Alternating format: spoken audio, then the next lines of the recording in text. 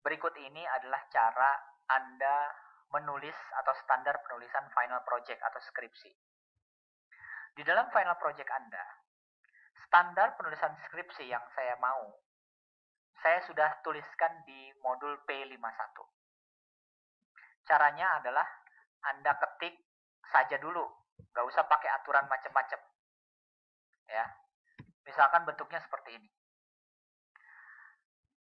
Yang pertama, saya paling suka men-set itu huruf itu ke dalam bentuk Time New Roman 12. Kalau sekiranya hurufnya bukan Time New Roman seperti ini, Anda cukup lakukan blok atau Anda cukup tekan kontrol, kontrolnya ditahan A. Semuanya akan ngeblok. Gitu, dari halaman 1 sampai halaman akhir. Tapi kalau hanya ingin ngeblok sebagian, Anda taruh di sini, kemudian blok bawah. Atau mouse-nya ditahan. Kemudian Anda pilih Time New Roman. Kemudian Anda pilih 12.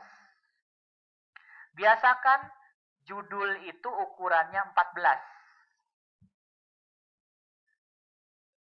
Kemudian ditaruh di tengah. Ini kan di pinggir kiri, di tengah, di kanan. Tidak usah dicatat. Nanti saya upload videonya. Kemudian di tengah.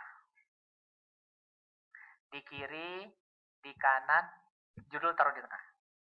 Biasanya anak-anak kalau ngetik, itu biasanya begini jadinya. Nggak rapi samping kanannya. Lihat, ini samping kanannya nggak rapi. Yang saya mau adalah tolong Anda blok. Kemudian Anda pilih yang ini nih. Klik. Jadi kiri kanan rapat. Biasanya anak-anak melakukan ini. Tetapi Anda pilih yang ini. Klik. Di blok. Kiri kanan rapat tuh. Jadi kanan rata. Kiri juga rata. Antara satu paragraf dengan paragraf lain. Anda harus ada tab. Anda klik tab. Tab. Tek. Menjorok ke dalam, ini klik tab, menjorok ke dalam.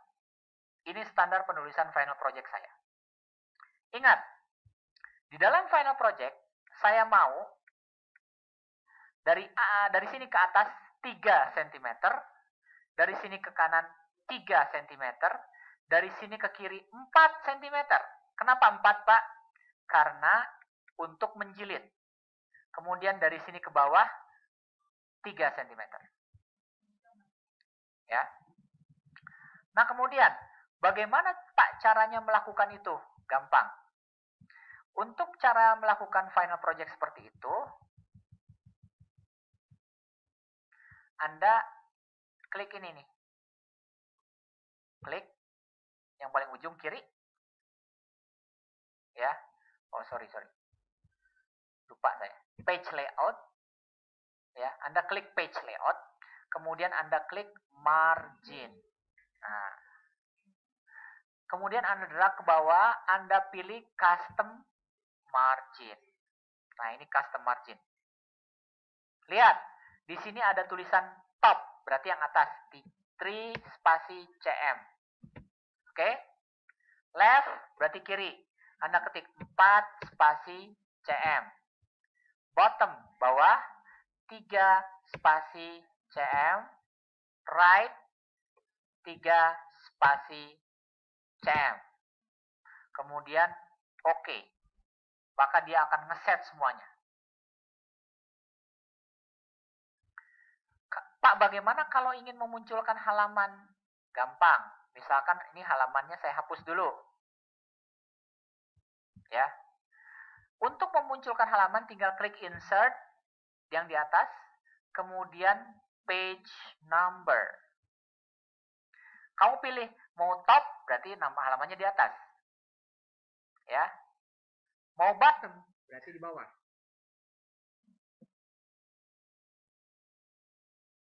Saya lebih suka yang bottom, yang di bawah.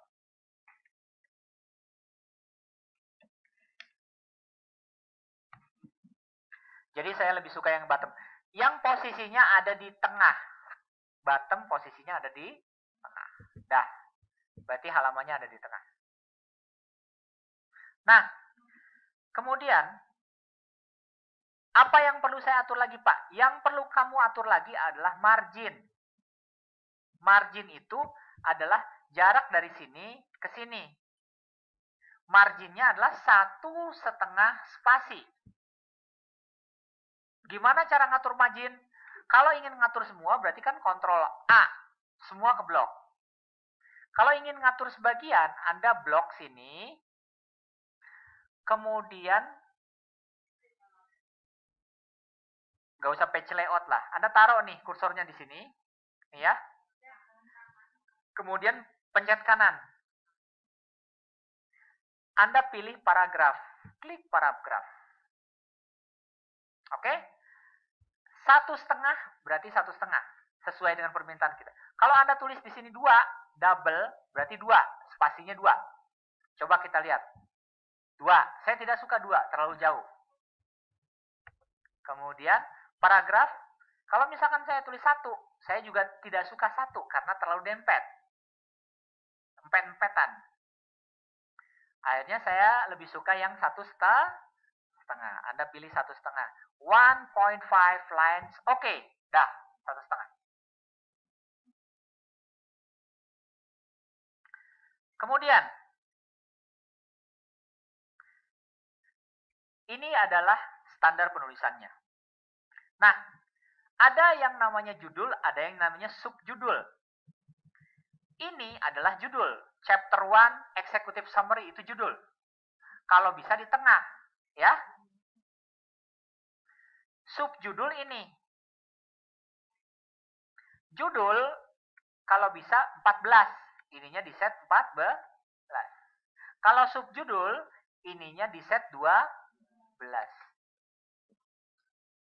Pak, bisa nggak dimiringin? Miringin pakai ini. Bisa nggak digaris bawahin? Digaris bawahin pakai ini gitu kan. Nanti buat aja sesuai dengan anak-anak kebanyakan salah. Ini salah ini sebenarnya. Mestinya dia menjelaskan. Oh, nah saya tidak suka ya kalian pakai selain yang titik bulat ini. Anak-anak kadang-kadang suka pakai macam-macam. Ya, dia bisa pakai ini, saya nggak suka. Kamu pakai yang formal, ini yang formal, tek, ini formal. Ya, cuman ini salah kenapa? Dia menuliskan visionnya 1, mestinya ada penjelasan. Tab the vision of the final project as follow. Terdiri dari apa? Jadi tujuan dari apa? Visi dari final project antara lain gitu kan? Nah, tapi ingat jangan pakai bold. Oke? Nah, yang kedua, anak-anak banyak salah di sini. 1 titik, 1 titik. Kebanyakan anak-anak nggak begitu. 1 titik 1 salah. Mestinya di sini ada titik lagi. 1 titik 1 titik ke sini. Oke? Kesalahan fatal yang lain adalah judulnya ada di halaman sebelumnya, tetapi isinya ada di halaman berikutnya. Itu saya nggak suka. Kayak gini nih. Ini fatal. Judul ada di mana, isi ada di mana. Atau ada tulisan tabel 8. Tabelnya tulisannya di situ, tapi tabelnya di bawah. Itu juga kesalahan fatal. Jangan sampai terjadi hal-hal yang memalukan seperti itu. Ya. Kemudian, yang berikutnya, Anda harus cek spelling and grammar. Ya. Spelling and grammar itu untuk ngecek apakah grammarnya itu benar atau tidak. Contoh, Cara ngecek spelling and grammar jangan sekaligus.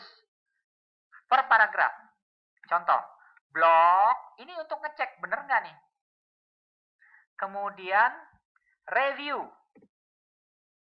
Kemudian spelling and grammar. Lihat, dia ngasih tahu mana yang salah. Lihat, dia ngeblok food. Ini kan mestinya food. Anda kelebihan R, jadi fourth. Nah, dia ngasih suggestion. Mau yang mana? Gitu kan? Anda pilih food, Anda pilih full apa food. Gitu. Anda pilih yang atas, klik. Kemudian Anda klik change. Otomatis yang belakang berubah. Ya. Salah ini belum. True. Atau ada dua cara. Kan ini dikasih tahu salahnya di mana. Anda benerin, taruh di sini. Food gitu ya. Nah, kan dikasih tahu ini salahnya di sini, true. Mestinya gitu. Gitu kan? Nah. Jadi dia nyari sendiri. Gitu. Jadi gimana caranya? Review spelling and grammar. Dia akan nyari mana yang salahnya. Kalau misalkan change berarti Anda minta dirubah. Kalau misalkan Eigner itu nggak usah dihiraukan. Change. Nah, tapi tolong dipilih yang mana, nanti dia akan menyesuaikan. Ya, gitu. Nah, contoh tempe. Tempe kan emang bahasa Indonesianya tempe. Ya kan? Jangan pilih change.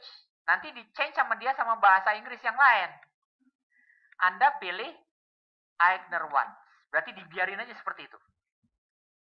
Nanti, ini kayak fruit. Itu kan salah. Mestinya F-O-O-D. Food. Gitu kan.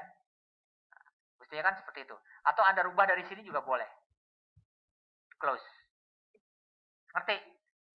Dia akan mengecek secara keseluruhan penggunaan grammar yang salah.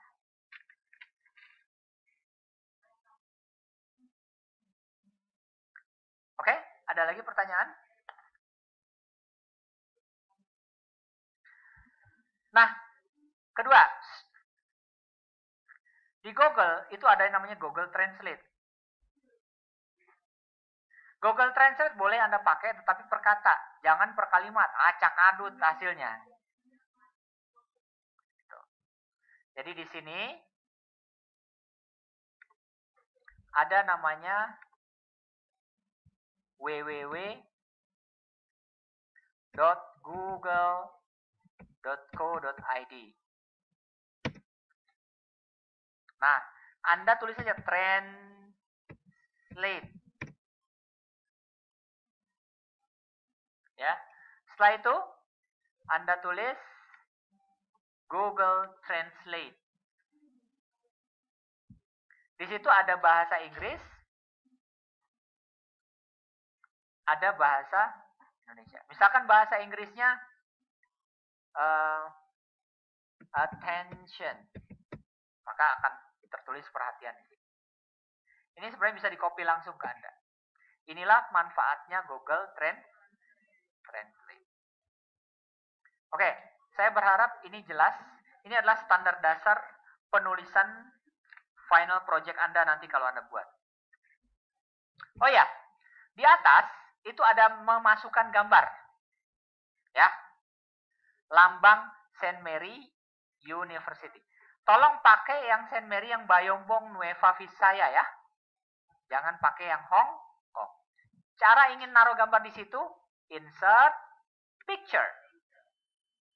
Ya, kemudian cari gambarnya ada di mana. Misalkan gambarnya ada di data, di Hong Kong program,